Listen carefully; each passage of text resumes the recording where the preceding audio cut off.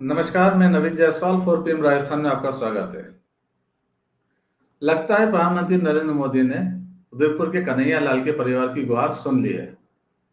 मोदी आज राजस्थान आए, उन्होंने भाषण में वो सारी बातें की जो पिछले चुनाव में भी करते रहे, लेकिन एक चीज उन्होंने छोड़ दी। कन्हैया लाल का जिक्र उन्होंने इस बार भाषण में नहीं किया। जो प्रधानमंत्री एक दिन पहले तक राजस्थान के बाहर मध्य प्रदेश छत्तीसगढ़ की चुनावी सभाओं के अंदर कन्हैया लाल हत्याकांड की बात कर रहे थे, उस मुद्दे को प्रधानमंत्री ने आज राजस्थान में आकर भी नहीं उठाया। इस पर हम बात करेंगे और दूसरी खबर में बात करेंगे कि राजस्थान के चुनाव में बार बार पाकिस्तान का जिक्र क्यों हो रहा है और उसके पीछे क्या मंशा है। तो पहले बात करते हैं प्रधानमंत्री नरेंद्र मोदी की। वो आज बैतूल आए और वहां पर उन्होंने एक सभा की। सभा के अंदर वो सारी बातें कही जो कांग्रेस सरकार को घेरने के लिए, मुख्यमंत्री अशोक गहलोत को घेरने के लिए वो करते हैं, लेकिन जिक्र नहीं किया तो सिर्फ उदयपुर के कन्हैयालाल हत्याकांड का, जिसका वो लगभग अपनी हर चुनावी सभा के अंदर जिक्र करते रहे हैं कि किस तरह से उदयपुर के अंदर हत्याकांड हुआ था, गला रेत कर हत्या कर दी गई थी कन्हैयालाल दर्जी की। और उसके बाद राजस्थान की कांग्रेस सरकार को वो आतंक हितैषी सरकार बताते थे। इसको लेके काफी राजनीति राजस्थान में शुरू हुई। कांग्रेस ने भी उसका जवाब दिया, भाजपा नेताओं के साथ आरोपियों के फोटो जारी किए।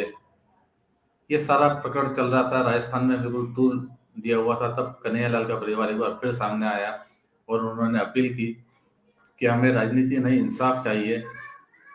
एनआईए जांच कर रही है तो जल्दी जल्दी जांच करे, फास्ट ट्रैक कोर्ट में जांच करे और हत्यारों को फांसी की सजा मिले।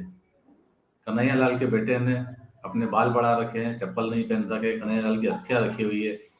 इन सब का जिक्र जब फिर कन्हैयालाल के परिवार ने किया तो उसके बाद सबकी नजर थी कि प्रधानमंत्री नरेंद्र मोदी इस प्रकरण के बाद अब आ रहे हैं राजस्थान, तो वो क्या करेंगे। प्रधानमंत्री नरेंद्र मोदी ने आतंक का जिक्र किया, तुष्टीकरण का जिक्र किया, लेकिन कन्हैयालाल पर कुछ नहीं बोले। वैसे प्रधानमंत्री नरेंद्र मोदी ने आज अशोक गहलोत सरकार को, कांग्रेस को जमकर घेरने की कोशिश की। वो सारी बातें की। उन्होंने जल जीवन मिशन घोटाले की बात भी की, उन्होंने लाल डायरी की बात भी की, उन्होंने पेपर लीक की बात भी की और अपनी गारंटी भी दी कि मोदी की गारंटी है, वो किसी को छोड़ेंगे नहीं। उन्होंने गरीब परिवारों को, 80 करोड़ लोगों को मुफ्त में राशन देने की बात भी कही। आज भाई दूज का मौका था तो एक भाई बनकर आए और बहनों से शौचालय बनवाने की, जो उनका एक बड़ा अभियान रहा है, उसके बारे में बात की कि बहनों को उन्होंने वो तोहफा दिया है, मुफ्त अनाज का तोहफा दिया है। तो ये सारी बातें उन्होंने की, लेकिन सबसे ज्यादा घेरा लाल डायरी के मामले पर। लाल डायरी अब राजस्थान में दूसरा बड़ा मुद्दा बनती जा रही है। गहलोत सरकार को घेरने की लगातार वो कोशिश लाल डायरी के मामले में की जा रही है। प्रधानमंत्री ने आज कहा कि लाल डायरी वालों को वो छोड़ेंगे नहीं और जिनका भी इसमें नाम है, इसलिए कांग्रेसियों को किसी को भी इस बार एक भी सीट नहीं मिलनी चाहिए। अब बात करते हैं दूसरी खबर की। राजस्थान के चुनाव में इस बार पाकिस्तान का भी जिक्र बार बार हो रहा है।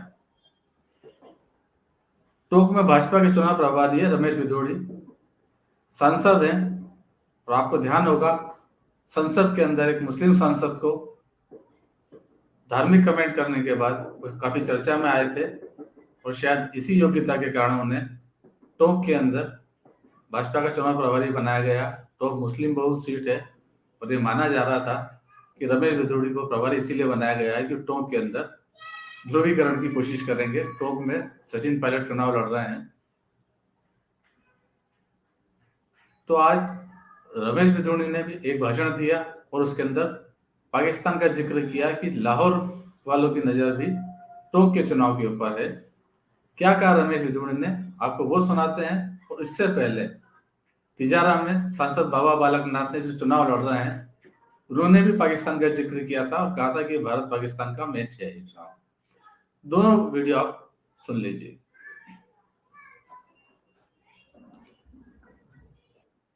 देश की नजर है अजीत भाई, पूरे देश की नजर नहीं है इस राजस्थान के चुनाव के ऊपर, और ऊपर से टोंक के चुनाव के ऊपर लाहौर की भी नजर है। कि पीएफआई के लोगों को शरण कौन देता है, पीएफआई के लोग पकड़े जाते हैं, उनको रोटी कौन खिलाता है, टोंक में बैठे वाले लोग खिलाते हैं। तो यहां तो लाहौर की भी नजर है भाइयों। हमको देखना पड़ेगा कि उस दिन 25 तारीख के चुनाव के बाद देश में लड्डू बंटने चाहिए या लाहौर में लड्डू बंटने चाहिए कि पीएफआई के दलालों को यहां पर बैठने की जगह देने वालों को मिलेगी नहीं मिलेगी, ये देखना पड़ेगा। यहां पर हमास जैसे आतंक। देखिए, भारत पाकिस्तान का मैच है इस बार। भाई है कि नहीं मैच भारत पाकिस्तान का? ऊपर वाले भारत पाकिस्तान का मैच है। यहाँ जीत की लड़ाई नहीं है, यहाँ पर वोटिंग परसेंटेज की भी लड़ाई है। उधर वोटिंग परसेंटेज कितना होता है आपको बताने की आवश्यकता नहीं है। हमारा वोटिंग परसेंटेज, क्योंकि वो कबीले एक हो गए ना सारे, उनके जो मंसूबे हैं उन मंसूबों को परसेंटेज से परास्त करेंगे तो आने वाले भविष्य में फिर कभी ऐसी हिम्मत नहीं करेंगे कि एक होकर हमारे सनातन धर्म को हराने की साजिश करेंगे। भारत तो जैसे जैसे मतदान की तारीख नजदीक आती जा रही है, सरगर्मी बढ़ रही है, तो पाकिस्तान का जिक्र भी आपको सुनने को मिलेगा, इजराइल का भी मिलेगा, फिलिस्तीन की बात चर्चा भी होगी। जैसे जैसे राजस्थान के चुनाव के मतदान की तारीख नजदीक आती आ रही है, मुद्दे जोर पकड़ेंगे, ध्रुवीकरण की कोशिश लगातार होगी और हम आपको हर खबर से अवगत कराते रहेंगे। वैसे मध्य प्रदेश और छत्तीसगढ़ में चुनाव खत्म हो चुके हैं, तो बड़े नेताओं के दौरे यहाँ बनने शुरू हो गए। स्टार प्रचारकों के लगातार दौरे यहाँ होंगे। प्रधानमंत्री नरेंद्र मोदी, केंद्रीय गृह मंत्री अमित शाह, यूपी के सीएम योगी आदित्यनाथ, उनके नए दौरे का प्रोग्राम बन रहा है। इसी तरह कांग्रेस के अंदर प्रियंका गांधी, राहुल गांधी और मल्लिकार्जुन खड़गे के दौरे के प्रोग्राम बन रहे हैं। बड़े नेता लुभाने के लिए रोड शो भी करेंगे, सड़कों पर निकलेंगे। प्रधानमंत्री नरेंद्र मोदी का जैसे सम्मान जताया, जैसे जयपुर और जोधपुर के अंदर रोड शो होगा। राहुल गांधी भी जयपुर के अंदर रोड शो करेंगे। अजमेर में भी रोड शो होने की तैयारियां चल रही है। ये गहमागहमी लगातार बढ़ती जाएगी और हम हर खबर से आपको लगातार अवगत कराएंगे। वैसे राजस्थान के चुनाव से एक बुरी खबर भी है कि एक प्रत्याशी करणपुर से जो मौजूदा विधायक भी हैं कांग्रेस के, गुरमीत सिंह कुंदन, उनका निधन हो गया है। तो 75 साल के थे और लगातार उनका स्वास्थ्य खराब चल रहा था। जब उन्हें ब्रेन स्ट्रोक हुआ था, उसके बाद पहले उन्हें जयपुर लाया गया, जहाँ से एम्स दिल्ली भेज दिया गया। एम्स दिल्ली में उन्होंने दम तोड़ दिया। उसके बाद राजस्थान में इस बार भी 199 सीटों पर ही चुनाव होंगे। वैसे 2013 में और 2018 में भी राजस्थान के अंदर 199 सीटों पर ही चुनाव हुए थे। सभी 200 सीटों पर एक साथ चुनाव नहीं हो सके थे और इस बार भी वही सिलसिला बन गया है। अंत में एक बार फिर आपसे यही कहना है कि 4BM राजस्थान को ज्यादा से ज्यादा सब्सक्राइब करें और वीडियो के लिंक को शेयर करें ताकि हमारी खबरें लोगों तक पहुंच सके। नमस्कार।